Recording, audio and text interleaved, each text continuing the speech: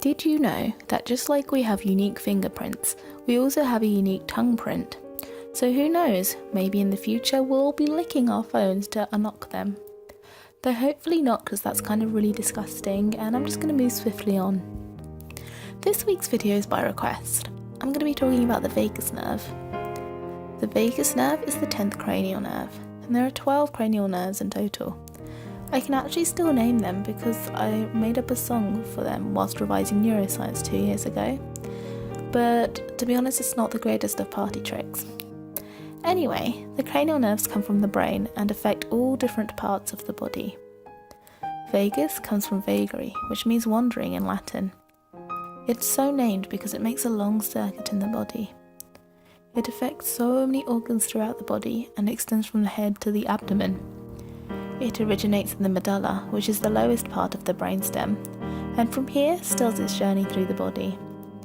There is a right and left nerve, but they are commonly known as the vagus nerve overall. As the nerve travels through the neck, there are several branches. The pharyngeal branches provide motor input to the muscles of the pharynx, which is involved in swallowing and breathing, and the soft palate.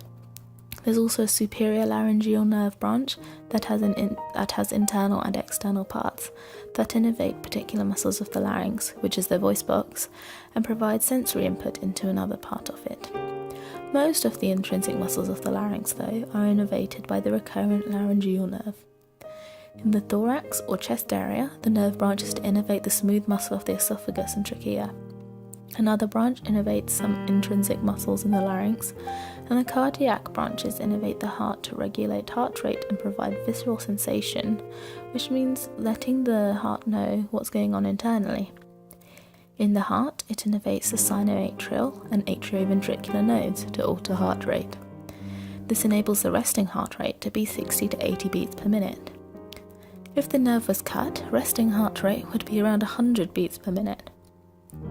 In the abdomen, the vagus nerve branches that supply the esophagus, stomach, and the small and large bowel have the function of stimulating smooth muscle contraction and glandular secretions in these organs. The vagus nerve has parasympathetic input, i.e. flight or flight, in relation to breathing and the gastrointestinal tract. If there are issues with the vagus nerve, this can lead to clinical disorders. Vasovagal syncope, or fainting, can happen during emotional stress, which can lead to a sudden drop in blood pressure or in heart rate.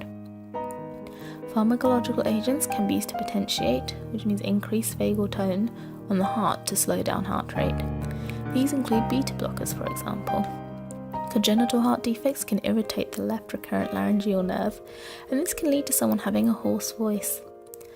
Though lesions to this nerve are rare, if there is one to the pharyngeal branches, this can lead to difficulty swallowing. Specifically located lesions may even cause a loss of the gag reflex. A lesion to both recurrent laryngeal nerves will cause aphonia, which is loss of voice, and a stridor, which is where you wheeze upon breathing in. Vagus nerve stimulation can be used to treat some cases of epilepsy and treatment-resistant depression. However, NICE, the National Institute for Clinical Excellence, have issued guidance saying there is not much evidence about how well it works for depression or how safe it is.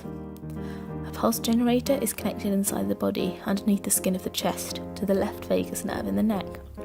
In epilepsy, it then sends mild electrical stimulations through this nerve to reduce the irregular electrical brain activity in epilepsy that causes seizures. If a patient knows they are about to have a seizure, they can pass a special magnet over the stimulator to increase stimulation, which may prevent a seizure or reduce recovery time afterwards. Overall, the vagus nerve is important for many different functions and affects a wide variety of organs. Thanks for listening. If you have any requests or anything you want to learn more about, please let me know and maybe I can cover it in future videos.